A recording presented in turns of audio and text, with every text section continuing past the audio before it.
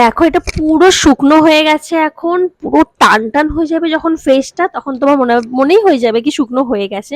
দেন এটাকে আমরা কিন্তু ওয়াশ করব না, এটাকে হালকা হাতে জাস্ট মাসাজের মতন উপরে ডাইরেকশনে মাসাজ করব আর এটাকে রিমুভ করব।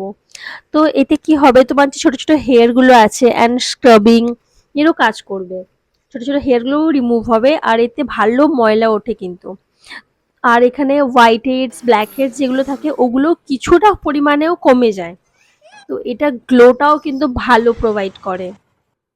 দেখো রেজাল্টটা, এটা হচ্ছে আমার ফেস ওয়াশের পরে খুবই ভালো একটা গ্লো এসছে, ফেসটা একেবারে ক্লিন হয়ে গেছে, তোমরা দেখতে পাচ্ছ। এটাকে মাস্ট ট্রাই, এটা ট্রাই করে দেখো, বানাতেও টাইম লাগে না, শুধু অ্যাপ্লাই করতে যা টাইম লাগে। খুবই ভালো। দেখা হচ্ছে নেক্সট ভিডিওতে। Bye bye, take care, love you all.